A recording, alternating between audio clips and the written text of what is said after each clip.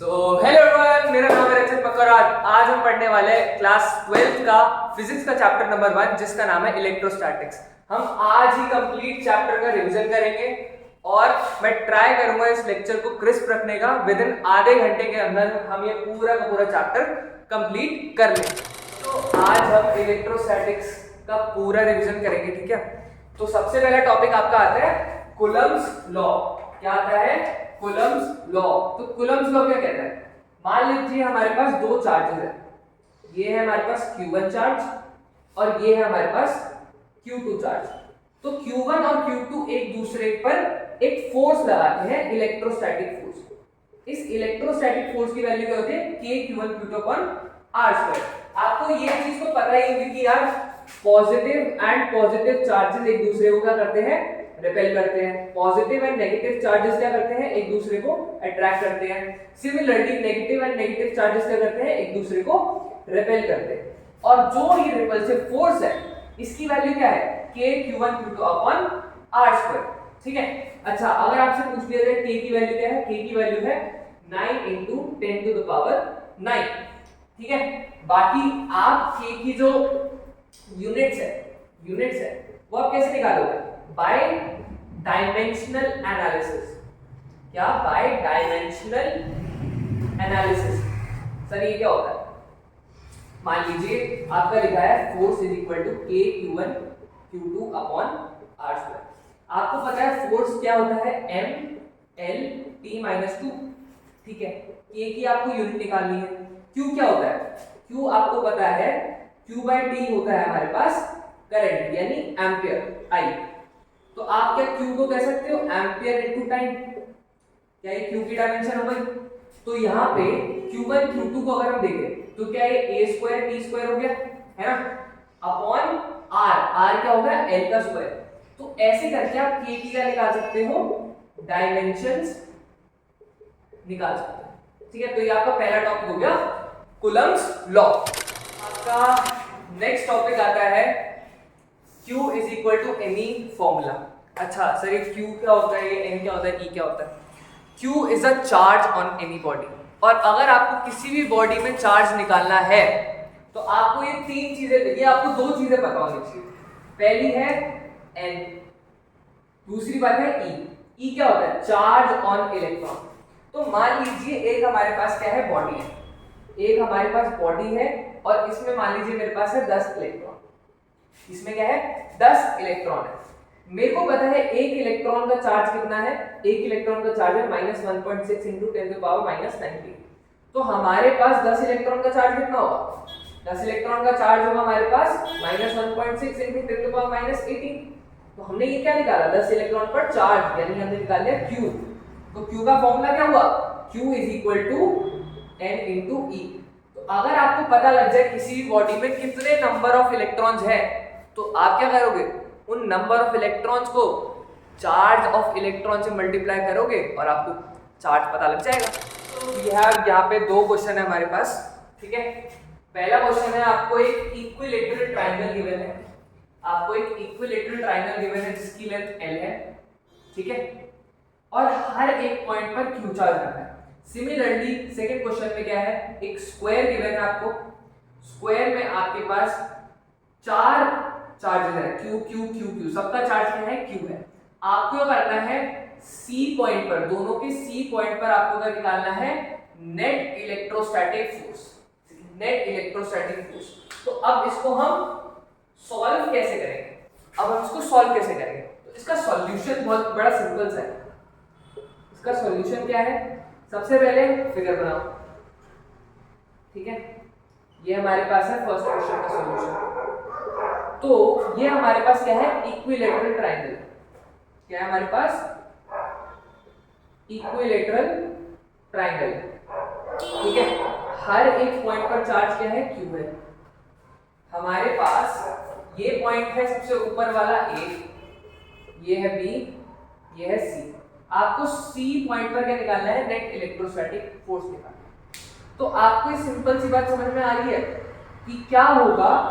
यहां पर हमारे पास ये जो C पॉइंट है, C पॉइंट पर हमारे पास सबसे पहली चीज यहाँ पर इलेक्ट्रोस्टैटिक फोर्स कुछ ऐसे लगेगा इस चार्ज की वजह से, ए वाले चार्ज की वजह से यहाँ पे कुछ ऐसे इलेक्ट्रोस्टैटिक फोर्स लगेगा। मान लीजिए इसकी वैल्यू है F, है ना। इस चार्ज की वजह से, ये जो बी पॉइंट पर चार्ज है, इसकी वजह से यहाँ पे इलेक्ट्रोस्टैटिक फोर्स लगेगा कुछ ऐसे, है ना। F कुछ ऐसे लगेगा।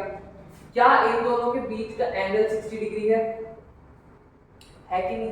अच्छा, इस फोर्स की वैल्यू क्या होगी? इन दोनों चार्जेस के बीच का डिस्टेंस है L, तो फोर्स की वैल्यू क्या आएगी? K Q1 क्या है? Q2 अपॉन L स्क्वायर, यानी हो गया KQ square upon L square. ये हो गई F की वैल्यू। अच्छा, हमारे पास नेट वेक्टर क्या आया?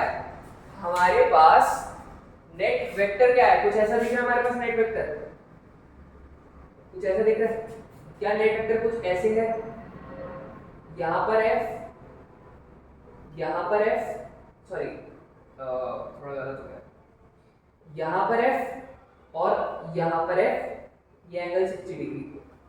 तो हमारे पास इसका जो भी रिजल्टेंट वेक्टर है, इसका जो भी रिजल्टेंट वेक्टर है, क्या उसकी वैल्यू f√3 आएगी? f√3 आएगी। यही रिजल्टेंट नेट इलेक्ट्रोस्टैटिक फोर्स हमें निकालना है। तो हमारे पास नेट फोर्स कितना है? F नेट कितना है? F नेट आया हमारे पास KQ square upon L square multiplied by √3। ठीक है, अब हम करते हैं सेकंड क्वेश्चन को सॉल्व। देखो, अब क्या करोगे आप क्या करोगे? सबसे पहले एक स्क्वायर बना दोगे। स्क्वायर बनाया, ठीक है। हर एक पर Q चार्ज है, हर एक पर Q चार्ज है। ये मान लीजिए C पॉइंट है, तो C पॉइंट पर हमको नेट इलेक्ट्रोस्टैटिक फोर्स निकालना है। तो सबसे पहली चीज, क्या B वाला पॉइंट इस पर कुछ ऐसे इलेक्ट्रोस्टैटिक फोर्स लगाएगा? जी हाँ सर, बिल्कुल लगाएगा। मान लीजिए इसकी वैल्यू है F। क्या ये जो D वाला पॉइंट है, ये इसके ऊपर यहाँ पे F फोर्स लगाएगा? हाँ बिल्कुल लगाएगा। F की वैल्यू क्या होगी? KQ square upon L square, क्योंकि ये डिस्टेंस क्या है? L है, सारी लेंथ L है। ठीक है, हमारे पास स्क्वायर है ना। तो B पॉइंट ने इस पर F फोर्स लगाया, D पॉइंट ने भी यहाँ पर फोर्स लगाया F।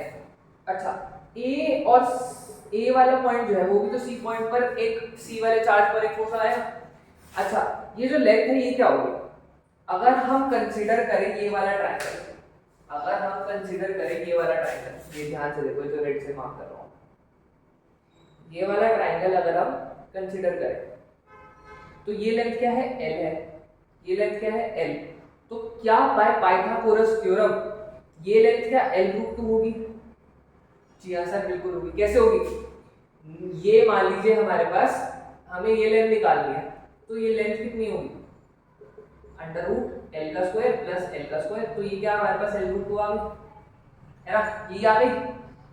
तो ये लेंथ क्या होगी? L√2। अच्छा, ये फोर्स कितना लगाएगी? ये फोर्स हमारे पास लगाएगी कितना? फोर्स लगाएगी हमारे पास KQ स्क्वायर अपॉन L√2 का होल स्क्वायर, है ना, ये F डैश है, L√2 का स्क्वायर। तो ये कितना हो गया? KQ square upon L square multiply by 1/2। तो क्या ये पूरी चीज हमारे पास F/2 हो गई? F क्या था हमारे पास? KQ square upon L square. तो हम इसको F/2 कह सकते हैं? जी हाँ सर, बिल्कुल कह सकते हैं। तो कुछ इस साइड पर क्या होगा हमारे पास? F/2।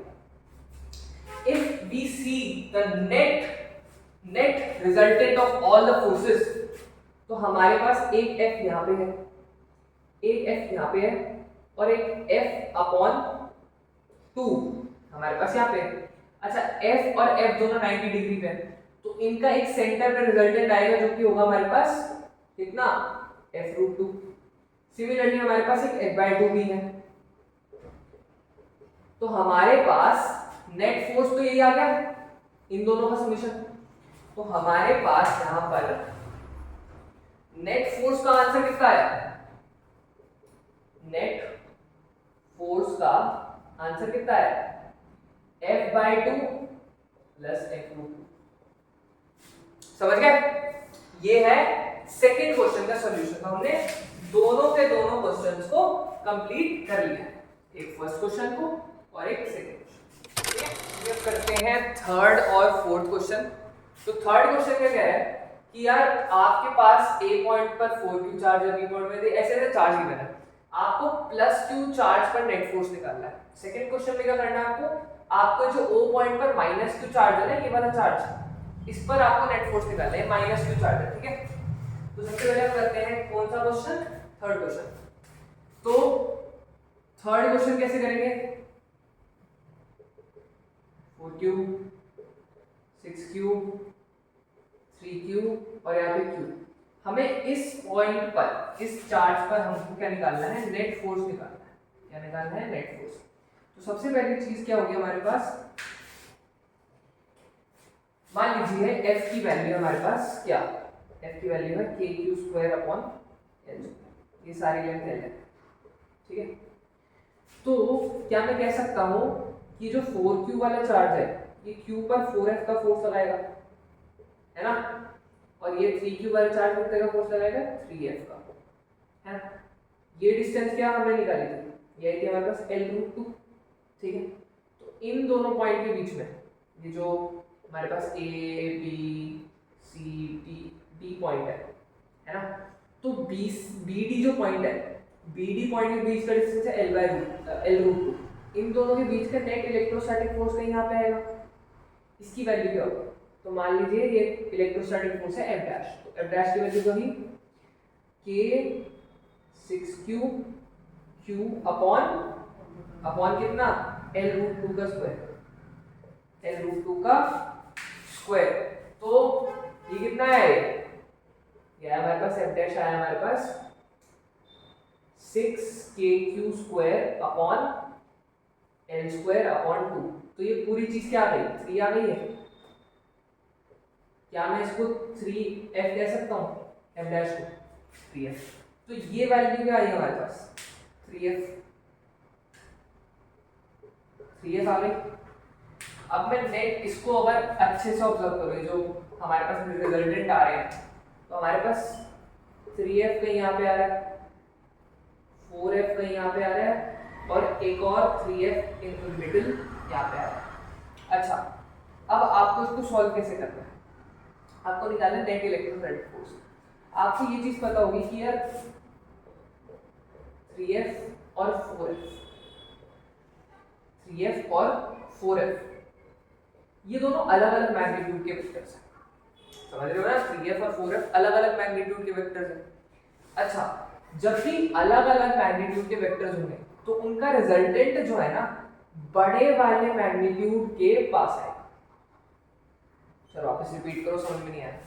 मान लेते हैं हमारे पास दो वेक्टर्स हैं, हमारे पास एक वेक्टर है, मान लीजिए हमारे पास एक वेक्टर है a जो कि थोड़ा सा छोटा है और b वेक्टर थोड़ा सा बड़ा है। a वेक्टर जो कि थोड़ा सा छोटा है, b वेक्टर बड़ा है। इन दोनों का अगर मैं रिजल्टेंट निकालूं तो it will always shift towards b, समझ गए। सिमिलरली अगर मैं बात करूं 3f और 4f की, तो 3f और 4f का रिजल्टेंट जो है कहीं ना कहीं 4f की तरफ शिफ्ट होगा, है ना। और इन दोनों का रिजल्टेंट क्या आएगा, √3f का स्क्वायर प्लस 4f का स्क्वायर, क्या ये 5f आ रहा है, 5f आ रहा है। तो मैं क्या कह सकता हूँ, इन दोनों का रिजल्टेंट क्या आएगा, 5f। क्या ये बिल्कुल 45 डिग्री बनाएगा, नहीं, ये 45 डिग्री नहीं बनाएगा। ये एंगल जो है 45 डिग्री से छोटा होगा, ये ए एंगल, और बी एंगल जो है 45 डिग्री से बड़ा होगा, समझ गए बात को। तो यानी कि अगर मैं रिजल्टेंट की बात करूँ ना, तो ये 3f तो बिल्कुल ऐसे आ रहा है 45 डिग्री।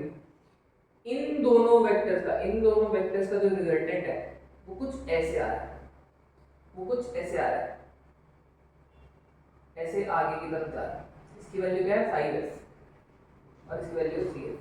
तो यार सर अब हम इसका रिजल्टेंट कैसे निकालेंगे, we have to find resultant now in vector form, क्योंकि हमारे पास स्केलर में कुछ ऑप्शन बच नहीं रहा।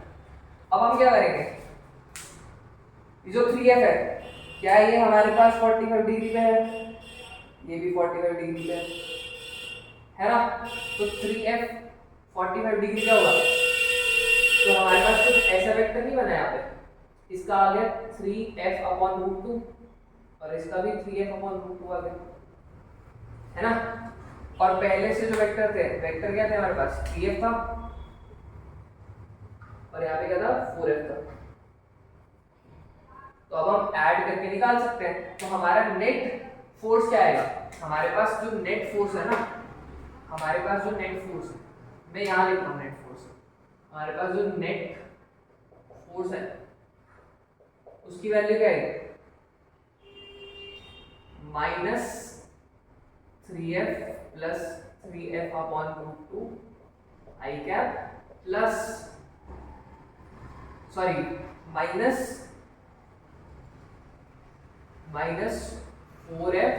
Plus 3f/√2 j cap. समझे, ये हमारे पास क्या है, नेट फोर्स आ रहा है। तो आपको ऐसे इसको सॉल्व करना है, समझ गए बात को।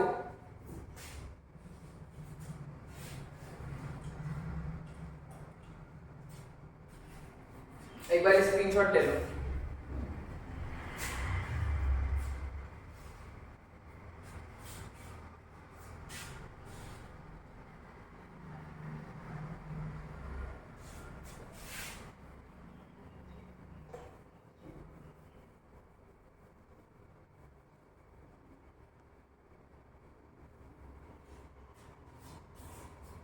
हम मालूम करते हैं फोर्थ क्वेश्चन।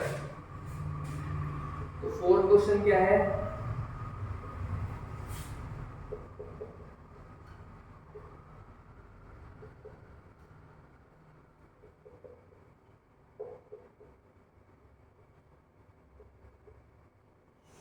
अब आपको यहाँ पे O पॉइंट पर आपको नेट इलेक्ट्रोस्टैटिक फोर्स निकालना है। आप कैसे निकालोगे नेट इलेक्ट्रोस्टैटिक फोर्स, सबसे पहली चीज हम मान लेते हैं F जो है वो है kq²/r², फिर r इज द रेडियस, ठीक है, r क्या है, रेडियस है। तो सबसे पहली चीज हमारे पास जो O पॉइंट पर B पॉइंट हमारे पास जो फोर्स लगा है, B पॉइंट वो एक अट्रैक्टिव फोर्स लगाएगा क्योंकि नेगेटिव और पॉजिटिव, तो वो कुछ ऐसा फोर्स लगाएगा, है ना। इस फोर्स की वैल्यू क्या होगी, 2F होगी, है ना। सिमिलरली यहाँ पे एक अट्रैक्टिव फोर्स लगेगा, इसकी वैल्यू क्या होगी, इसकी वैल्यू होगी हमारे पास F। इन दोनों पॉइंट की वजह से रिपल्शन होगा, क्या होगा, रिपल्शन होगा। तो क्या हमारे पास एक और F आएगा, है ना, एक और F आएगा, बहुत बढ़िया। इन दोनों के वजह से अट्रैक्शन होगा, तो हमारे पास यहाँ पर एक और फोर्स आएगा, इसकी वैल्यू क्या हमारे पास 5F। अगर मैं बीच वाला जो रिजल्टेंट का पूरा वो बताऊं, रिजल्टेंट का पूरा डायग्राम बनाऊं, तो कुछ ऐसा बनेगा, यहाँ पर F, यहाँ पर 2F, नीचे की साइड F और ऊपर की साइड क्या है 4F, सॉरी 5F। तो क्या ये 5F से F कट गया, तो हमारा बचा क्या, ऊपर आ गया हमारे पास 4F, यहाँ पे आ गया 3F, इन दोनों का रिजल्टेंट क्या होता है 5। अगर मैं बात करूं F नेट की, नेट इलेक्ट्रोस्टैटिक फोर्स, क्या है हमारे पास 5 × kq²/r² आ गया, है ना। ये हमारे पास नेट फोर्स, यही है हमारे पास नेट फोर्स। जल्दी से इसका स्क्रीनशॉट ले लो।